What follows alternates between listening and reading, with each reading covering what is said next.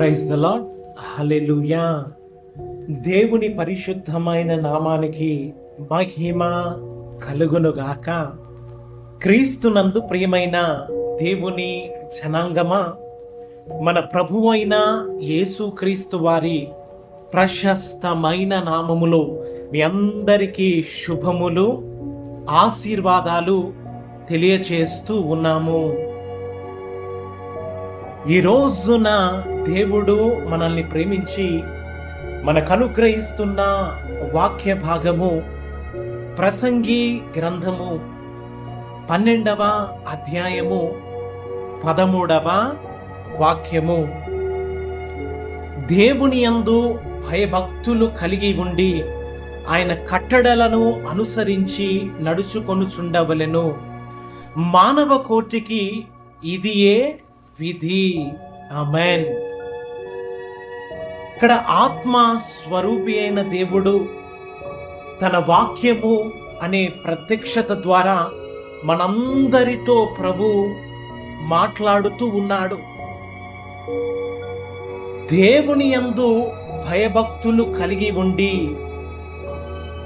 మనం గమనించినట్లయితే ఈ లోకములో దేవుళ్ళు, దేవతలు అనేవారు అనేక మంది ఉంటూ ఉండగా ఈ యొక్క అనంత సృష్టిని సృష్టించిన సృష్టికర్త అయిన దేవుడు,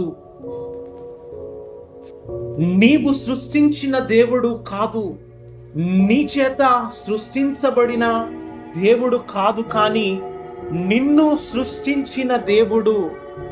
ఆ దేవుని యందు నీవు భయభక్తులు కలిగి ఆయన కట్టడలు, ఆయన ఆజ్ఞలను అనుసరించి నడుచుకోవాలి అని ఈ యొక్క సర్వ మానవాళికి, ఈ యొక్క మానవ కోటికి ఇదియే విధి అని దేవుడు తెలియజేస్తూ ఉన్నాడు.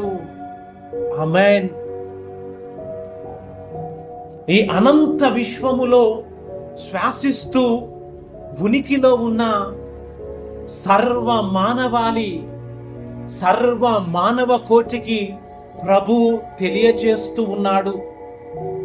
ఆ సృష్టికర్త అయిన దేవుని యందు భయభక్తులు కలిగి ఉండి ఆయన ఆజ్ఞలను మనము అనుసరించాలి అని పరిశుద్ధ గ్రంథమైన బైబిల్లో మరి కీర్తనాకారుడు ఇలాగున తెలియచేస్తాడు. దేవుని యందు భయభక్తులు కలిగి ఉండుట జ్ఞానమునకు మూలము అని, మరి దేవుని యందు భయభక్తులు కలిగి ఉండుట నిత్య జీవానికి మార్గము, మూలముగా ఉన్నది అని తెలియచేస్తాడు. మరి తన దాసుడు అయిన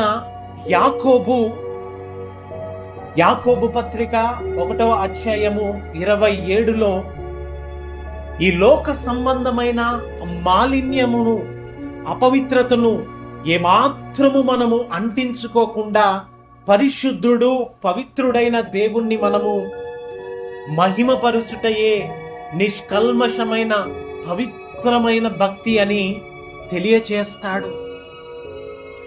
రెండవదిగా ఆయన ఆజ్ఞలను అనుసరించి నడుచుకొనుట. ఏమిటి ఆయన ఆజ్ఞలు?